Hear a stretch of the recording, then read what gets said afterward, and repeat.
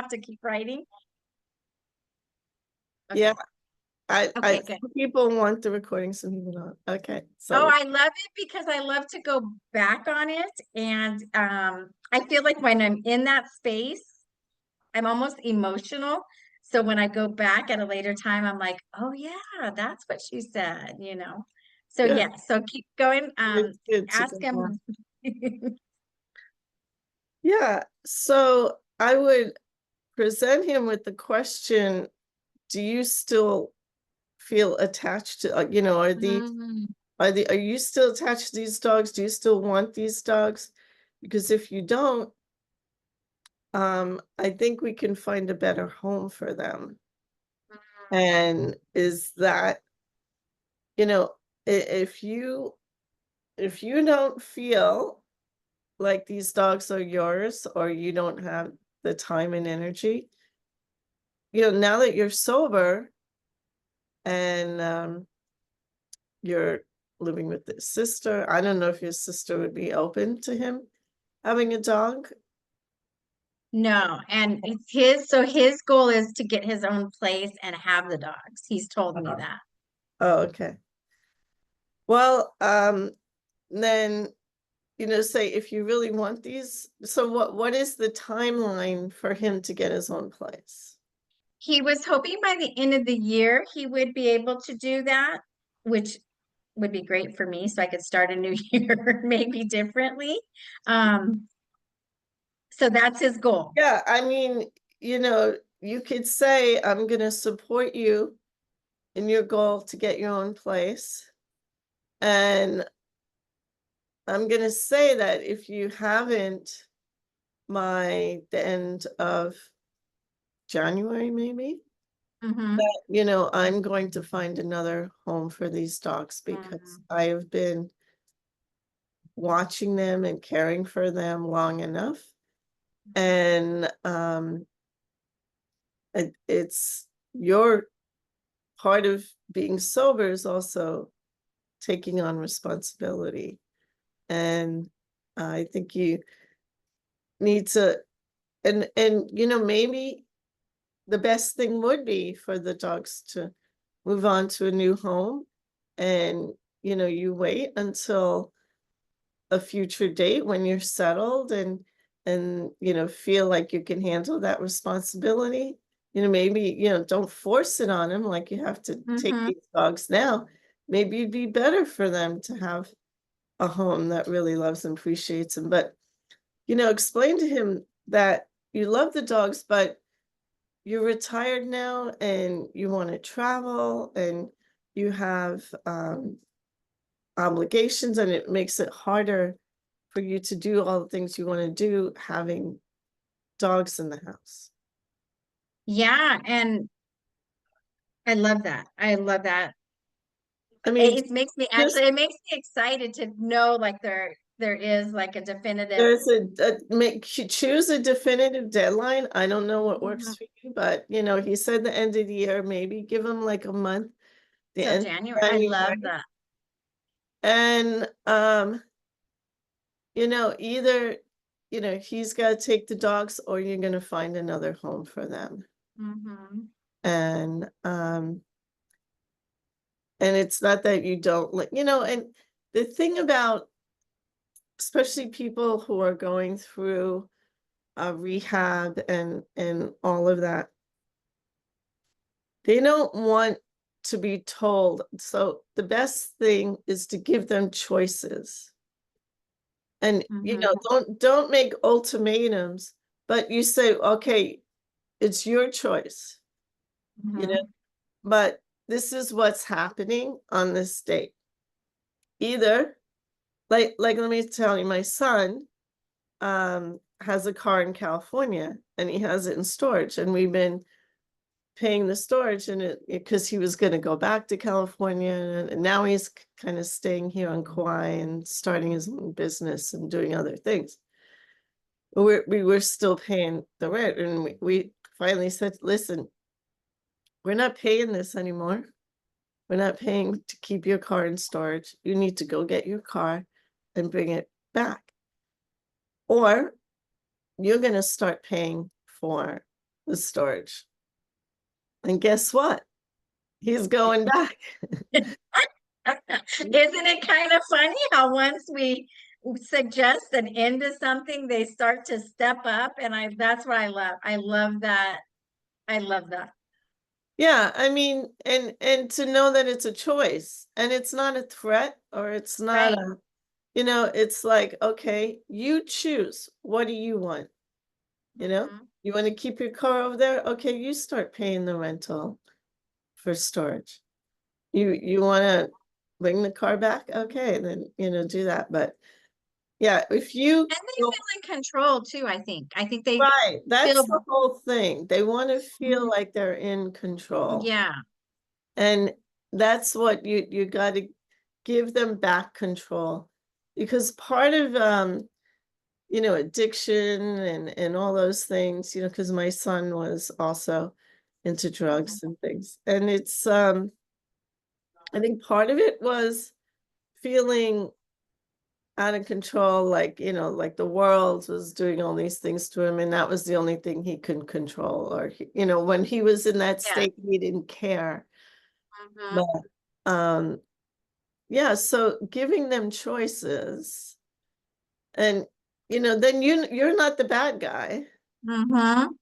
It's like, you made the choice, what do you want to do? And then total silence. Don't, just give them the Ah, ultimate and then be quiet. That's the I hardest. thank you Don't for saying that because say that's the hard part for anything. me. You gotta zip your mouth and then just wait and I love that. see what comes out of his mouth, you know? I love that. And I'm so glad your son is in a different spot. Oh, It's yeah, the best. It's the best it to see is them the into best. It a is the yes. best. But it was totally his journey. I mean, Mhm. looking back, when you're in it, it's really difficult. But looking back, it was like that was his choice. That was his way of waking up. That was his Mhm. path to his spiritual growth. That was Mhm. the path he chose. And you can choose ease and grace, or you can choose pain and suffering and Yeah, struggle and struggle and yada yada. And that was his path. And there's nothing we could do. We had Mhm. we had to honor it. But because he was underage when he happened, it was like 13, 14. Luckily, we said that's not happening on our watch, not on my watch, right? Right? It's like not while I can control things. Sending you to rehab. I'm sending you to military school. I'm sending you to an environment where you can turn your life around. And he did. Mm, that's so awesome.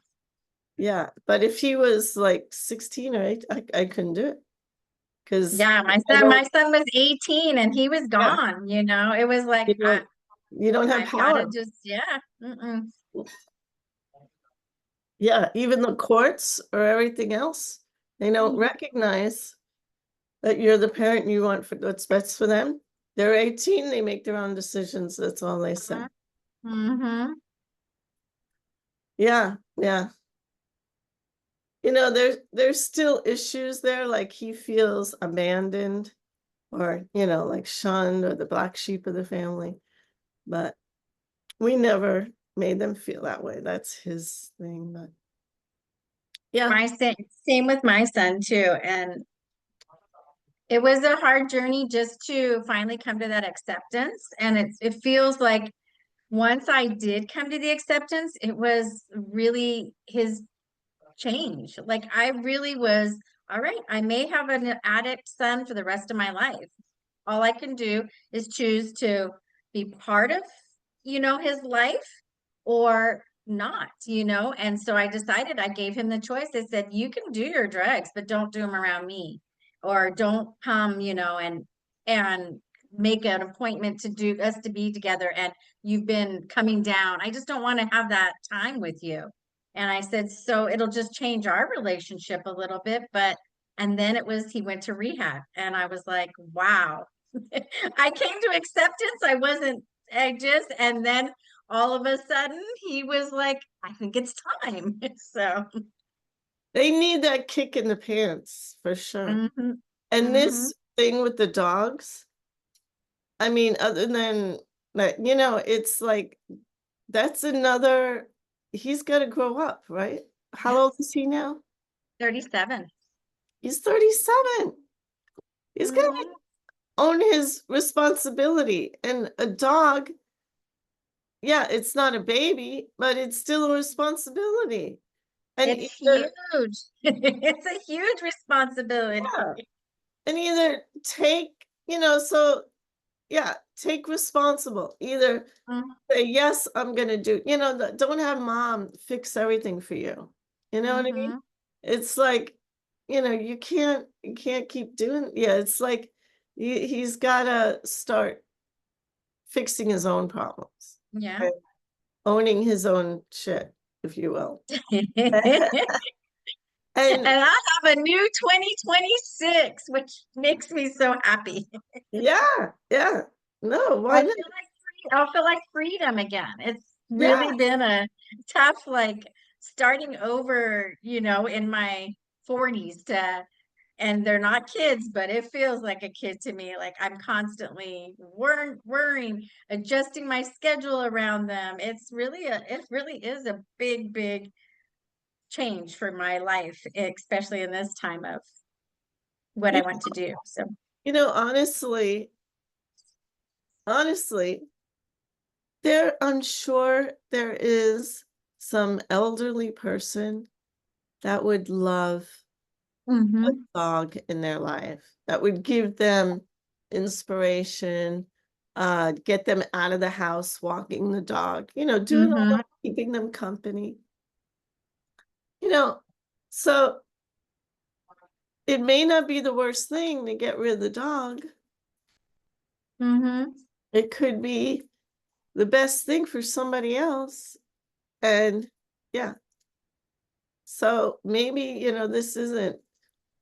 And this is a good time too, because like I said, I'm leaving for the weekend. And so this is the first time I'm having him come and watch the dogs the whole time I'm gone, for Good. him to get a reality check of like what it's like to be responsible for them 24/7 for multiple days. And if he does good on that one, I'm gonna have him do it for Shasta too, and that's an 11-day stretch. So I think he'll get a wake up call and like, oh my God, I Yeah. forgot what it was like to have to care for these animals every, walking them every 4 hours, feeding them every, 4 hours. So I think it's gonna be a good, um, yeah, it's going to be good for him to step into it and see if he really does want to take on that responsibility for the future. Yeah. And if he doesn't, that's okay. Mhm. Like don't make him feel guilty for not. It's like, listen, I'm sure there's somebody out there that's gonna absolutely love that dog. That's gonna Yes. just want, there's nothing else going on in their life and they just love this dog and it gives Hey, them maybe Seth. Just kidding. Seth loved them. No, he's Aw, traveling too, but yeah, yeah, who knows? Well, his partner's home, so that's true. who knows? Yeah. God, I get so many messages from that Lemurian group.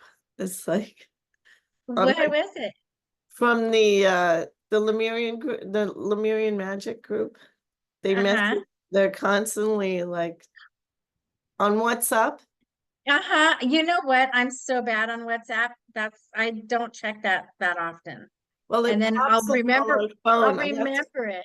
I have to turn off the notifications, but they're like, oh my God, these guys are constantly back and I know, forth. you know what? I'm trying to see. I don't think I've been on it for a few days. Oh, I was wondering. Oh, yeah. Oh my God. Are you kidding me?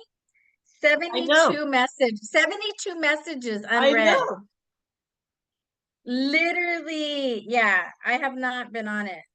And so They're crazy. I love it because when I do go on it, I have that time to just sit and then I'm like, she's got a dose of love from the group because it Ah, really was a it really was a special time. it was. It was so beautiful. Yeah, when I think back of that time in the water, oh my God, that was like, I literally was just telling my brother-in-law and my niece about that last night. We went to dinner and they were trying to ask me, so what are these retreats? What happens? And I said, it's different for everybody. I cannot pinpoint, how to explain it, but all I can explain, and I told them my different love and relationship with water after that. Which brings me to, you told me to write down some dreams, and this is yes. a recurring dream that I have, Oh, really? and it is, so I lived on the water for 15 years. So my condo is literally in Mexico on the water, Nice. and I would have dreams. So here's my thing. 15 years in Mexico, I probably went in the water 3 times. That's Oh, how bad I that's how bad I didn't oh my I God. really just was not a water. I would love, like, we could see it. I could be on the beach, but I never wanted to go put my feet in the water unless we had company and that was like an activity we were doing.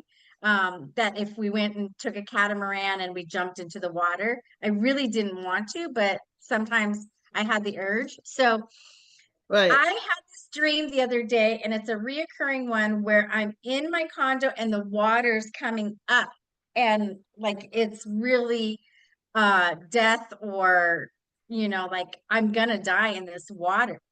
And so I know it's my fear of water bringing this dream, but when you asked me to write some dreams, was it to tell me a message, or was that a reason for the homework of writing dreams? So I did the one reoccurring dreams. That's the only ones I wanted to talk to you about because I'm figuring if they're coming in multiple times, there must be a message for me because I'm dreaming that. So the reoccurring one is the one where you're basically that it's like a tidal wave. I'm going to be engulfed in water. Yeah. And that's going to be my death of me. So water and dreams are emotions. Mm. So the overwhelming feeling of the water drowning you is like drowning in your emotions. Wow. Hmm. And losing control. I'm getting that's the other message of that. And I think too, with your personality, the little I know of you, Anna, like you like to kind of control certain things or feel like you're in control or feel like you know what's going on.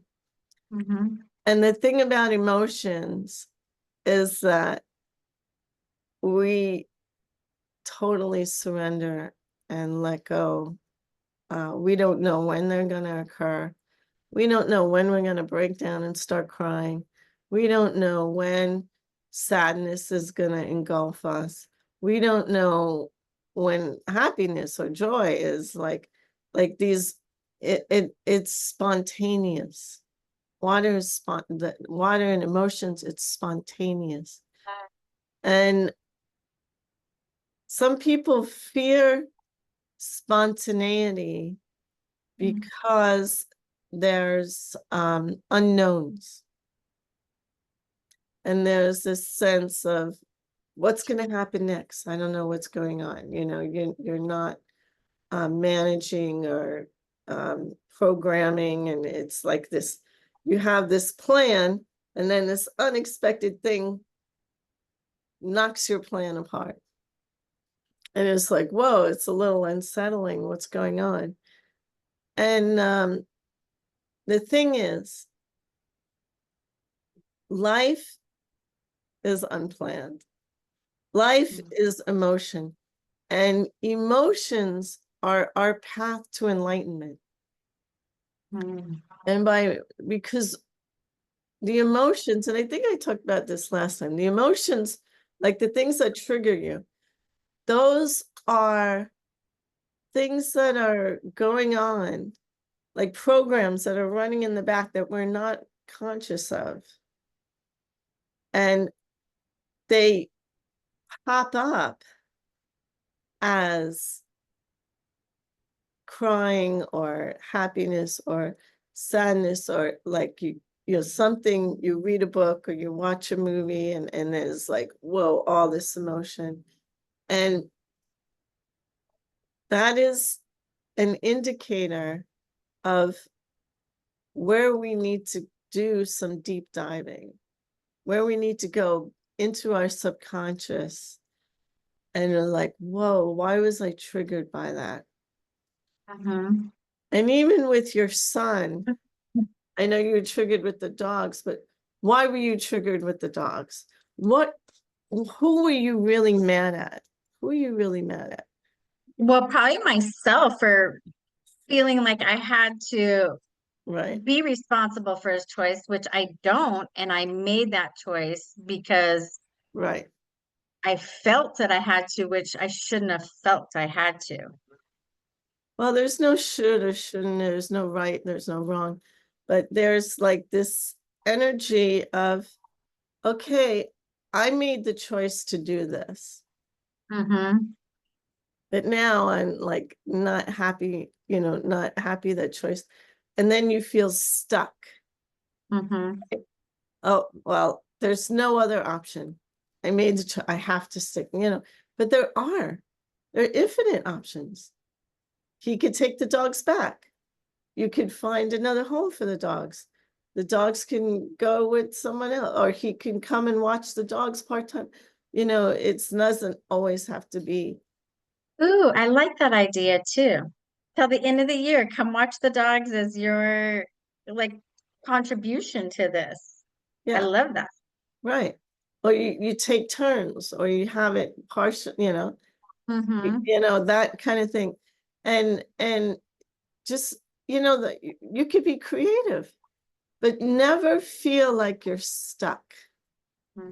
That's the trigger. That's the thing that causes resentment, because then we feel resentment when we feel powerless, Mm-hmm. when we have no choice and we're doing something and we don't want to do it, and we're begrudgingly doing it. And it's like, no, you just need to be a little more creative in your thinking, in your Option B, problem C, D. solving.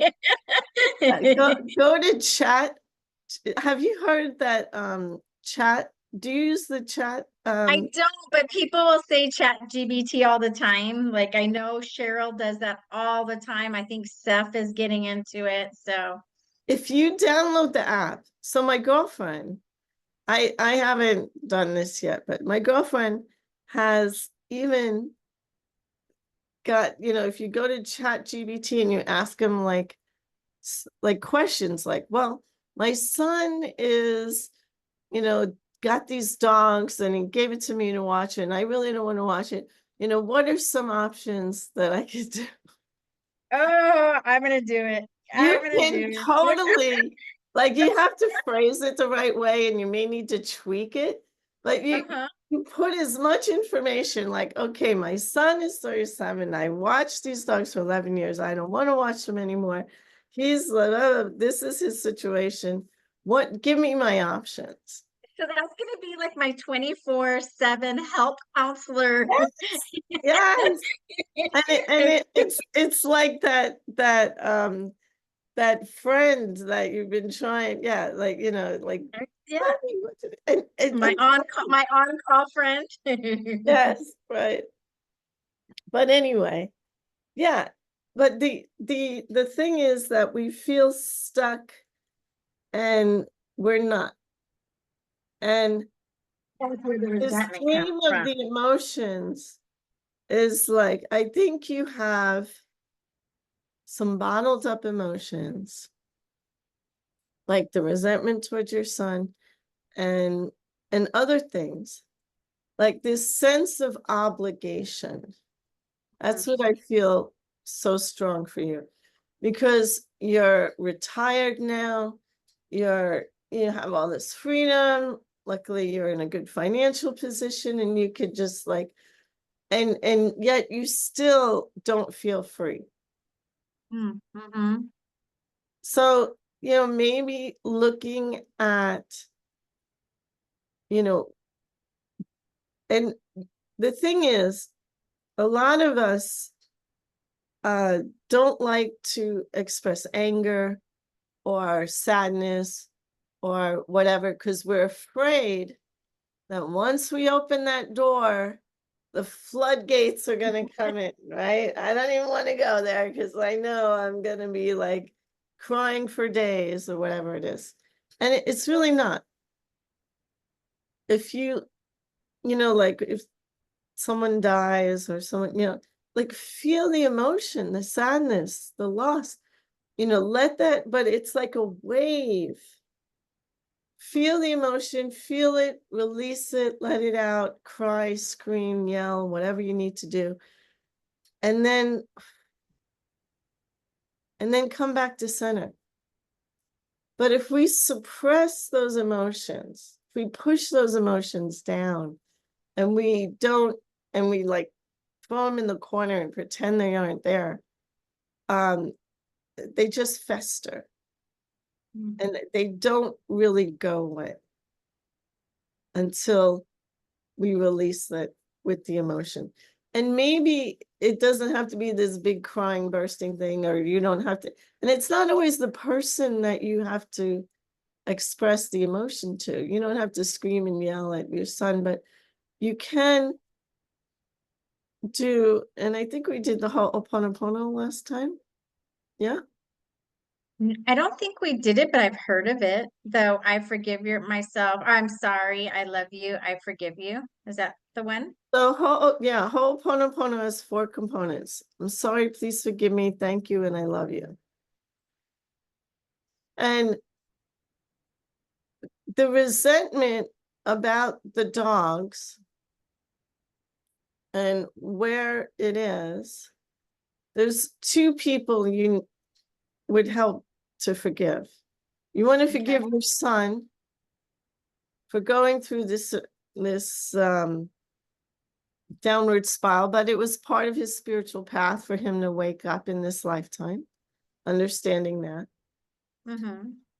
But also forgiving yourself for like, why do I always have to be the one to make things right? For So rescuing him, sorry. maybe? What? For rescuing him? Like Yeah. feeling like I rescue him? Right. Right. I mean, you want him to know that you got his back if he ever needed you, but you want him to also step up and, okay, you're old enough now, you've been through life's experiences, you're not 5 years old. You can take on some of these responsibilities. Mm-hmm. So the Ho'oponopono is, so you could say it to your son. What's your son's name? Michael. Michael. Oh, nice. Archangel Michael. Mm-hmm. All right. So what we would do is close your eyes and we're going to call in Michael. And let me know when you feel like he's here. I feel like he's here.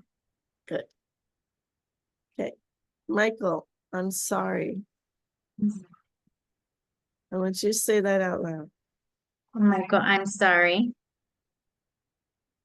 And it's not, I'm sorry for anything I did. I'm sorry you're going through this. I'm sorry you're suffering. I'm sorry you're trying to figure out your life. I'm sorry that things didn't work out the way you wanted them to. I'm sorry that you're kind of took this detour on your road, but now you're getting back on track. So I'm sorry for all the pain and suffering you went through. Right? Not that you Yeah. caused it, but that you're sorry that he had to go through that. Mm-hmm. Then, Michael, please forgive me. Michael, please forgive me. Please forgive me for any role I might have played consciously or unconsciously, anything I contributed to whatever happened, and anything else that comes up. So, Michael, please forgive me. And Michael, thank you. Michael, thank you. Thank you for the lessons that you're teaching me. You're teaching me about joy and abundance. You're teaching me about what's important in life. You're teaching me that I need to see you as an empowered being, that I need to let go of those purse strings. You're teaching me to let you be you, however that looks. Thank you for all the lessons you've taught me. He's my biggest teacher. I tell him that all the time. Totally. And Michael, I love you. Michael, I love you. Because really, that's all that matters. The love between you and your son. You want him to succeed. You want him to be successful. You want him to be independent. And just let him know, not just energetically, but also like your higher self is talking to his higher self. And just bring it up, Michael, I love you. Michael, thank you. So when you are triggered and you feel this resentment, you look at the dogs and like, you're, instead of projecting, oh, Michael, you're making me take care of these dogs. It's like, just keep going through that, Michael. I'm sorry, please forgive me. Thank you. And just, you could say it very quickly. You don't have to do a long thing like we did, but the understanding of sending the love will also help mend without doing anything, without talking to him, which is great, right? You don't even have to say anything. It's mending your relationship on the ethers, in the fifth dimension.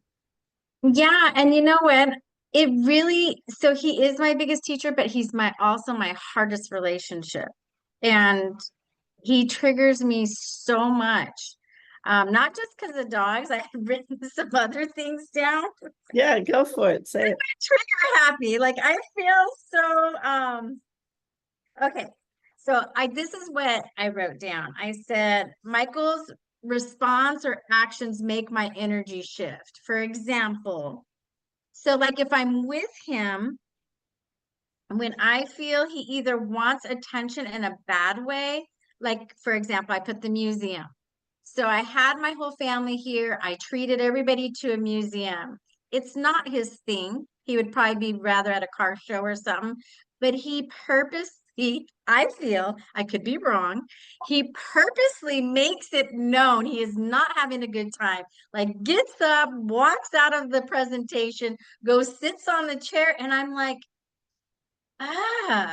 your energy just sucks. Like, I just get so like, I, I hate to even say the word, but like repulsed from it. Like, have fun. Like, you know what I mean? Like, why are you a spoiled brat?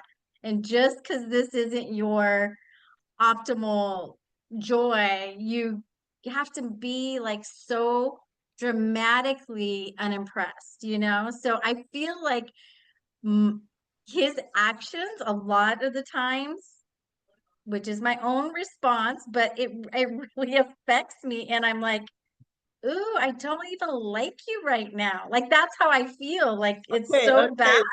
Let's break this down. Let's break this down. Okay. So he got talked into doing this, yeah? Yes. Okay. No, he didn't even have a choice. Right. So I just So planned that's it for what him. I'm talking about. Okay. You have to always give him choices.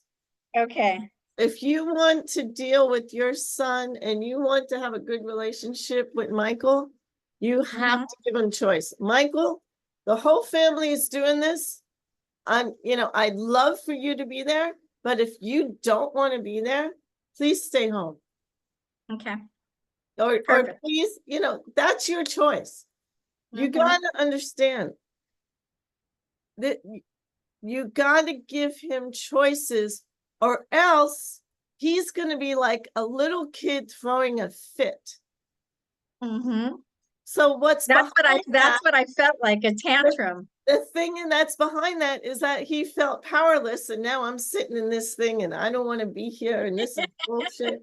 And I could be doing so many other things with my time, or watching TV, or whatever he thinks is more important.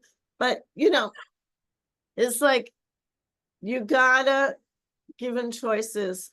Otherwise, you're gonna have that over and over and over, Okay. because he's trying to show you, I don't want to be here. This isn't my thing. You're forcing me to do this, and I'm protesting. It's exactly. That's exactly, believe me, I know my son's the same. I don't tell my son anything. Son, I don't even tell him about dinner. Dinner's ready. If you guys want to come, we're eating now. Like I used to get so upset, like I'm cooking dinner. I'm eating dinner. I'd love to have all of us eating dinner together. But they're doing their thing, and I'm like, you know what? I gotta let go. I gotta just, Mhm. if I were to force them, we're eating dinner now and you gotta come now, then it would be terrible. What would the atmosphere of that be? If I force them, you gotta sit down The right negativity, now. irritation. It's like they wander in when they want, and I had to let go of my expectations of um how they should act or what they should do. It's different when they're kids. When they're kids, yeah, dinner's on the table, 6 o'clock, they have to be there. But Mhm. like at 30, I can't, I gotta let that go. And it's like, and we do often, we'll sit down, we'll have to and they'll come in, but they just won't come in like exactly when we start. And part of that is part of their rebellion. They want to be rebellious. They're gonna be like, no, we're not gonna come right now. I'm gonna wait 10 minutes and then I'll walk in. Okay, well, I don't care anymore. And then it doesn't, then it's not an issue, right?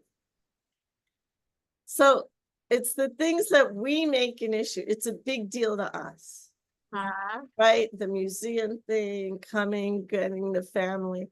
But they have a different agenda. They have a different priority. And part of allowing them to be adults is allowing them to have their own agenda. Okay, you do you. Mhm. I constantly have to say that, and in my mind, you do you. And if this is what's going on, it's option. You want to come, great. I'd love to have you. Whatever. You can't make So I'm setting myself up when I expect them to all like what I'm doing and then right. telling them that they need to do it because I've got this great idea. Yeah, And it's not so great in their mind. right. And It's so that's funny. okay. We all I have told different, it, that's okay. They yeah, don't because have I to like even asked everything you I do. asked my family to rate the adventure. He rated it a 2. Right. I said on 1 to 10, which almost everybody did like a 7 or 8. And of course he was like a 2. I don't like museums. So I said, Well, but he was set up from the beginning. I mean, yeah. even before, it doesn't even matter what they were talking about. He would, it would have been the same response. right? Oh, that makes so much sense. So much sense. And I should have figured it out, but I was It's so excited. right. It's the psychology of that age too. Like part of it, and especially now for him because he's 1 year sober, part of it is him rebellious and breaking out and doing his own thing and Mm, not under your control. umbrella. Uh, yeah, not under your control. He wants to, like, no, I don't want to do that. No, I don't want to have dinner at 6 o'clock. No, I don't want to do that. Okay, whatever. It's there. I even leave it out. You guys want it? Whatever, and it's different when you're dealing with adults because in our minds they're still little kids, right? Mhm. Like I'm still thinking, oh, you're 15, like no, they're 30, they're adults, and you gotta just, yeah, just So release. look at them as adults. That's what I need to do too. Right, and I still call them kids, and my husband's like, they're not kids anymore, and I'm like, it's hard because you say that they're kids. Hmm. But, in your mind, right? You're like, "Ah, they're kids." But yeah, whatever. Yeah, so seeing them so that emotion, it's also part of your spiritual path is like, so you're like the mother that, you want to nurture and support and all this, and you got to let them go. You got to let them fly. And you know what? They might fall and they might scrape their knee and they might flounder, but that's their journey. And you did it when he was in drugs, when he was doing the drugs, and now you just got to do it on an emotional level. You got to and the only thing that's going to get you through this is if you give him choices. Otherwise, you're going to hit a brick wall again and again and again because he's just going to push back because you're pushing this way and he's just going to push back. And even though, like, yeah, he's your greatest teacher for sure, because he's going to teach you how to let go and how to honor each person's journey. Hmm. I didn't want to choose my son to go at, hold on a second.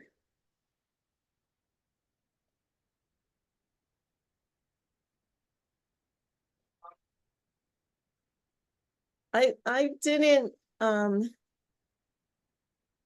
didn't want to choose to send my son away at 13 years old to go to military school. Like if you had told me that, never in a million years. But Hmm. you do what's best for them. Not, it would have been nice to have him home, but I'd rather have him sober and healthy and happy than just to please my ego and have him home. You know what I mean? Hmm. Hmm.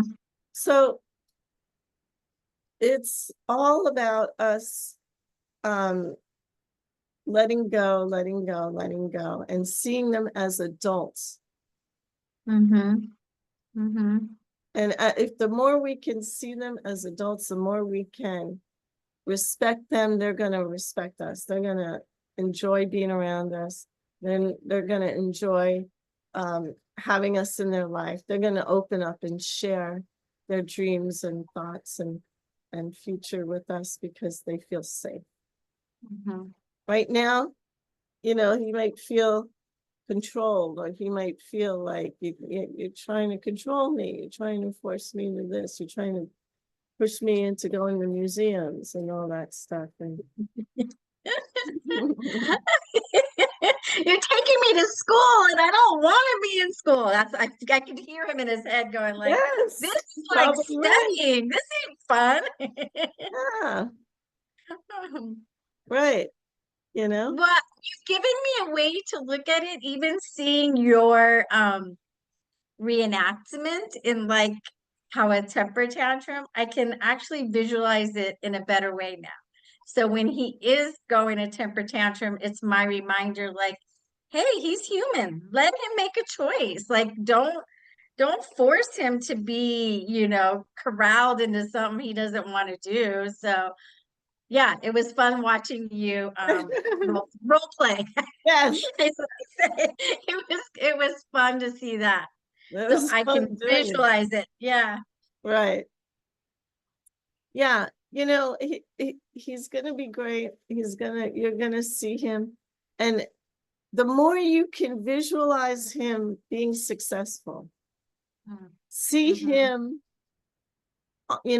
on his journey in relationships or getting a job or whatever he's working on right now, and Mm-hmm. seeing him and hold that vision that you're gonna make it.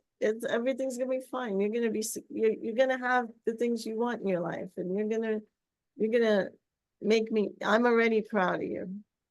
You know, I'm already proud for and give him those positive affirmations, like, honey, I'm already proud of you, all that you've accomplished and what you've turned around and how you getting your life back together. And like, he needs that from you, because you have this relationship that is like, and so you need to soften the edges.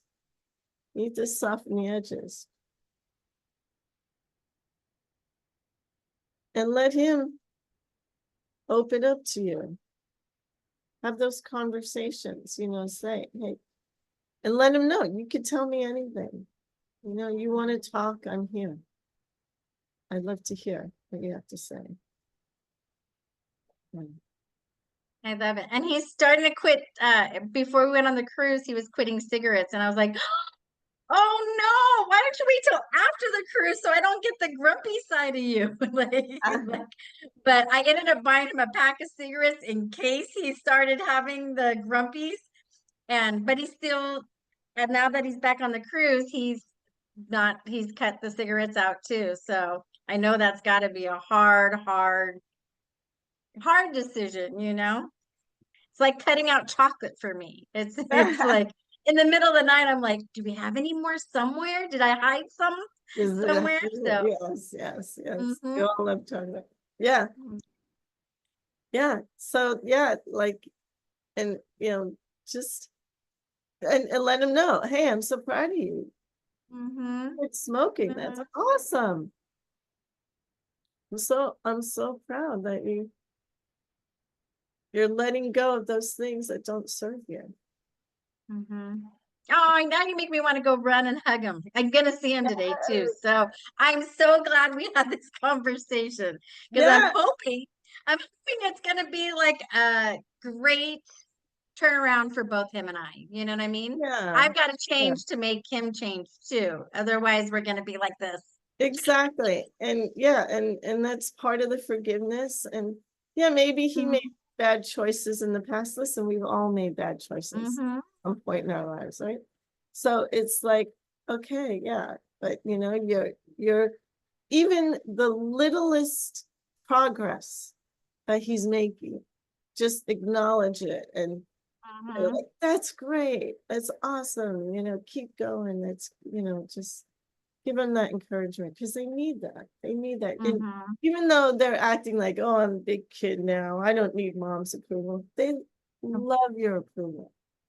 They love it. Mhm. And Just like we love it, right? We like being cheer led on. So exactly, exactly. And then mm, just, visualize he's gonna be successful. Just have that mantra in your head. Yeah. Michael is gonna make it. He's gonna be happy. He's gonna find the love of his life. He's gonna get a great job. He's gonna be a great person in the community. He's gonna mm. do his passion, his love, whatever that is. And yeah, yeah, Well, thank you. Thank you for today. I'm actually super excited to see him. yay. Um, Yeah. yeah, so my sister comes home today. She's been gone for 2 months, so he's been at their place by himself. So um here's my control thing. Right? I want it to be like that house clean, spotless, because my sister's a clean freak. So I'm kind of going there to check it out to see how my sister's gonna receive her house to see if it's clean. So I gotta let go. It'll be what it is. And yeah, they're living together and they're gonna have to work it out. You can't fix everything. Yeah. You can't go over there and clean the house for him. You're not gonna be No, there. I'm not gonna clean it. But I would have told him like, hey, I think she's not gonna be happy if this place is like this, you know?